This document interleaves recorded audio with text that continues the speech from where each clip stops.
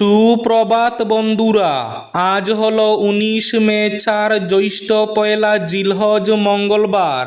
আজকের সকালের বিশেষ বিশেষ খবরগুলি হলো: হাইলাকান্দিতে মিড ডে মিলে অনিয়ম, পুরা ভাত জলের মতো ডাল, বিধায়ক মিলন দাসের হঠাৎ স্কুল পরিদর্শনে চাঞ্চল্য, স্কুলের প্রধান শিক্ষককে শোকজ, চরের মুসলমানদের সমর্থন ছাড়া সংখ্যালঘু হবে অসমিয়ারা, বললেন বসন্ত গোস্বামী। জনগণনায় দ্বিতীয় শ্রেণীর নাগরিক হওয়ার আশঙ্কা সাহিত্য সভার সভাপতির। একমত নয় আসু, সমর্থন কংগ্রেস তৃণমূলের। আগামীকাল ২০ মে বন্ধ থাকবে শ্রীভূমির হাজার হাজার ফার্মেসি, পূর্ণ সমর্থন শ্রীভূমি ড্রাগস ডিলার অ্যাসোসিয়েশনের। আগামীকাল ২০ মে দেশের সব ফার্মাসি বন্ধের সঙ্গে হাইলাকান্দিতেও বন্ধ থাকবে সব ফার্মাসি। আজ রাত থেকে কাছাড়েও ২৪ ঘন্টা বন্ধ ঔষধ বিক্রেতাদের। জনস্বার্থে জরুরি পরিষেবা আংশিক চালু রাখার সিদ্ধান্ত। বদরপুর মালুয়ায় জলে ডুবে প্রাণ গেল এক যুবকের, স্নান করতে গিয়ে আর পুকুর থেকে ফেরা হলো না। কালীগঞ্জে রেলে কাটা পড়ে মর্মান্তিক মৃত্যু ঘটল এক কিশোরের। আগামী ১লা জুন থেকে অন্নপূর্ণা ভাণ্ডার প্রকল্পে ৩,০০০ টাকা করে পাবেন মহিলারা। সরকারি বাসে মহিলাদের যাত্রাও ফ্রি, সিদ্ধান্ত পশ্চিমবঙ্গ মন্ত্রিসভার। পেট্রোলের টানাটানি আর দীর্ঘ লাইনের ঝক্কি এড়াতে অভিনব কৌশল, গুড়ায় চড়েই জনগণনার কাজে, ঝাড়খণ্ডে শিক্ষকের কাণ্ডে শোরগোল। হারাঙ্গাজাও সংলগ্ন দূরবীন টিলায় ফের ধস, হাফলং শিলচর সড়কে ফের ধস, স্বাভাবিক গাড়ি চলাচল। কাবুগঞ্জ গবাদি পশু বাজার বন্ধের অপপ্রচারের তীব্র প্রতিবাদ, আগামীকাল বুধবার স্বাভাবিকভাবেই বসবে বাজার। শিলচর গৌহাটি ট্রেনে প্রবীণ মহিলাকে তল্লাশির ভিডিও ঘিরে চাঞ্চল্য। এবং থাকবে আজকের বরাক উপত্যকার ৩ জেলার আবহাওয়ার খবর। তাহলে বিস্তারিত খবরে যাওয়ার আগে অবশ্যই ভিডিওটিতে একটি লাইক করে চ্যানেলটি সাবস্ক্রাইব করে পাশের বেল আইকনটি বাজিয়ে রাখবেন এবং ফেসবুক পেজটি ফলো করে ভিডিওটি অবশ্যই শেয়ার করবেন, যাতে সঠিক তথ্যগুলো সবার কাছে পৌঁছাতে পারে। এবার শুনুন আজকের খবরগুলির বিস্তারিত। প্রথম খবর, হাইলাকান্দির মিড ডে মিলে অনিয়মের অভিযোগ, পুরা ভাত জলের মতো ডাল, বিধায়কের হঠাৎ স্কুল পরিদর্শনে চাঞ্চল্য, স্কুলের প্রধান শিক্ষককে শোকজ, ছাত্রদের পাতে পুরা ভাত। মোহনপুর RAME স্কুলে মিড ডে মিলের নমুনা দেখে ক্ষুব্ধ বিধায়ক মিলন দাস। ছাত্রছাত্রীদের পাতে রয়েছে পুরা ভাত, অতিরিক্ত জল মিশ্রিত ডাল আর নামমাত্র সয়াবিন। এমন দৃশ্য চোখে পড়তে ক্ষোভে ফেটে পড়লেন হাইলাকান্দির নবনির্বাচিত বিধায়ক ডক্টর মিলন দাস। সোমবার দুপুরে মোহনপুর RAME স্কুলে আকস্মিক পরিদর্শনে গিয়ে মিড ডে মিলের নিম্নমান দেখে হতবাক হয়ে পড়েন তিনি। ইতিমধ্যে স্কুলের প্রধান শিক্ষক মইনুল হক বরভূঁইয়াকে শোকজ নোটিশ জারি করেছে শিক্ষা বিভাগ। সোমবার দুপুর 12:30 নাগাদ বিদ্যালয়ে পৌঁছান বিধায়ক ডক্টর মিলন দাস। সেই সময় ছাত্রছাত্রীদের জন্য পরিবেশিত মিড ডে মিল খতিয়ে দেখতে গিয়ে তিনি দেখতে পান বহু ছাত্রছাত্রীর পাতে দেওয়া হয়েছে পুরা ভাত, অত্যন্ত পাতলা ডাল এবং খুব সামান্য পরিমাণ সয়াবিন। অভিযোগ, ডালে প্রয়োজনীয় শাকসবজি বা পুষ্টিগুণের অভাব ছিল। খাবারের নিম্নমান নিয়ে ছাত্রছাত্রীদের একাংশের মধ্যে অসন্তোষ দেখা দেয়। এরপরই বিদ্যালয়ের রান্নাঘর, খাদ্য মজুদ ব্যবস্থা এবং রান্না এবং পরিবেশের পুরো প্রক্রিয়া সরজমিনে পরিদর্শন করেন বিধায়ক। আগামীকাল ২০ মে বন্ধ থাকবে শ্রীভূমির হাজার হাজার ফার্মেসি। আগামীকাল ২০ মে সব ফার্মাসির বন্ধের পূর্ণ সমর্থন শ্রীভূমি ড্রাগস ডিলার অ্যাসোসিয়েশনের। এদিকে আগামীকাল হাইলাকান্দিতেও ফার্মাসি বন্ধ। সমগ্র দেশের সঙ্গে ২০ মে হাইলাকান্দি করিমগঞ্জ জেলাতেও থমকে যাবে ঔষধের বাজার। দেশ জুড়ে ডাকা ২৪ ঘন্টার ফার্মাসি বন্ধের প্রভাব পড়তে চলেছে জেলাতেও। অবৈধ ই ফার্মাসির দৌরাত্ম্য, কর্পোরেট সংস্থার অস্বাভাবিক মূল্য ছাড় নীতি এবং বিতর্কিত সরকারি বিজ্ঞপ্তি প্রত্যাহারের দাবিতে বন্ধের ডাক দিয়েছে কেমিস্ট সংগঠনগুলি। সোমবার হাইলাকান্দি জেলা কেমিস্ট অ্যান্ড ড্রাগিস্ট অ্যাসোসিয়েশনের প্রতিনিধি দল জেলা আয়ুক্তের হাতে স্মারকপত্র তুলে দিয়ে জানিয়ে দেন, বুধবার জেলার অধিকাংশ ঔষধের দোকান বন্ধ থাকবে।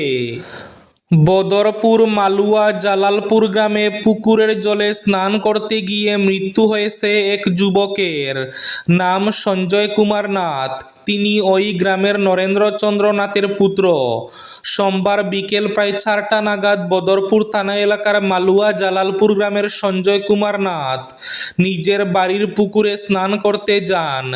দীর্ঘ সময় অতিবাহিত হলেও তিনি বাড়িতে ফিরে না আসায় পরিবারের সদস্যদের সন্দেহ হয়। পরে পরিবারের লোকজন পুকুরে খোঁজাখুঁজি শুরু করলেও সঞ্জয়ের কোনো সন্ধান মেলেনি।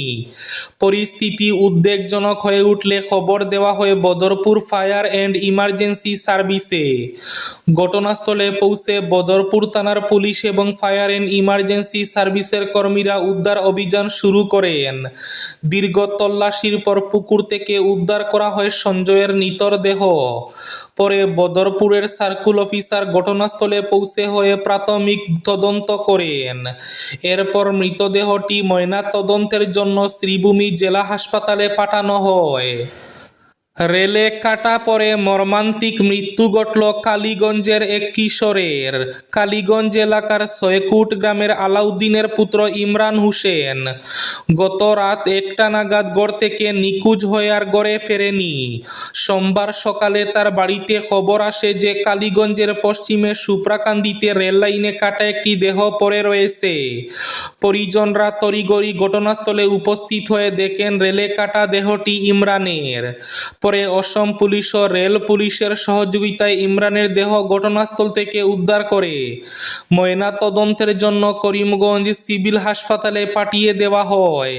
ময়নাতদন্ত শেষ এদিন বিকেলেই মরদেহ কবরস্থ করা হয়। এদিকে পারিবারিক সূত্রে জানা গেছে ইমরান জন্মলগ্ন থেকেই মানসিক রোগী। ভুয়ো ওয়েবসাইট থেকে সাবধান।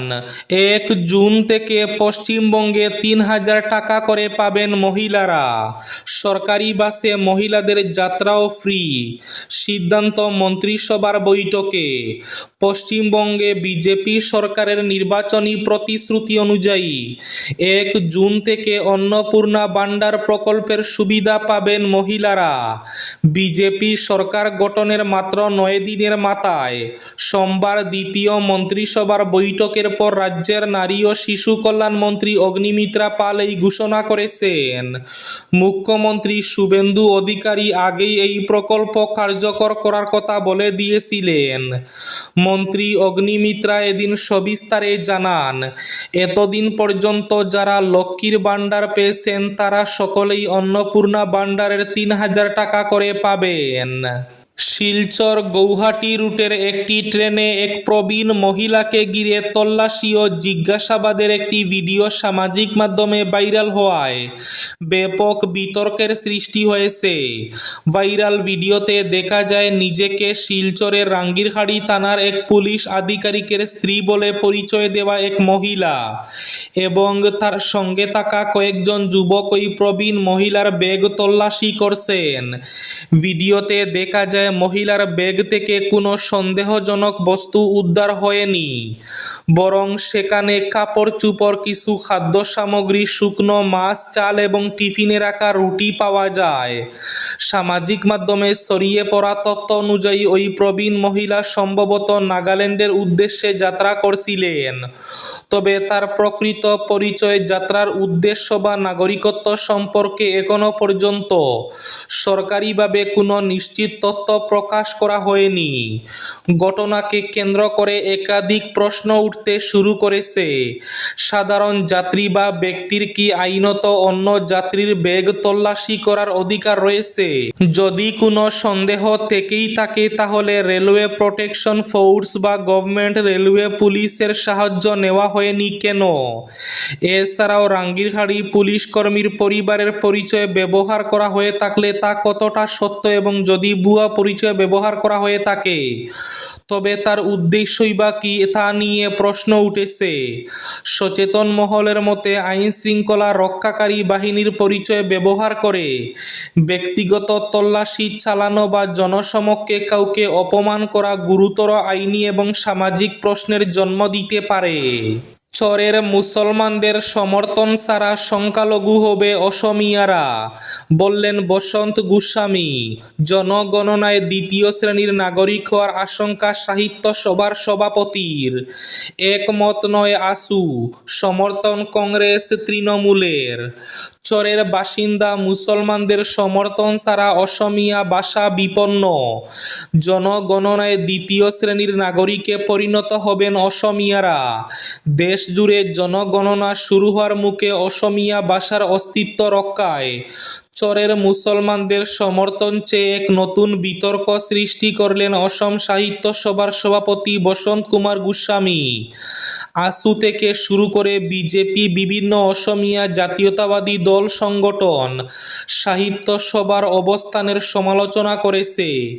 অসম সাহিত্য সভার উদ্যোগে এবং চরচাপড়ি ভাষা সাহিত্য সংস্কৃতি পরিষদের উপসমিতির সহযোগিতায় বরপেটায় সংখ্যালঘু অধ্যুষিত কুয়াকুচিতে চলছে বিদ্যায়তনিক এবং সাংস্কৃতিক সমারোহ।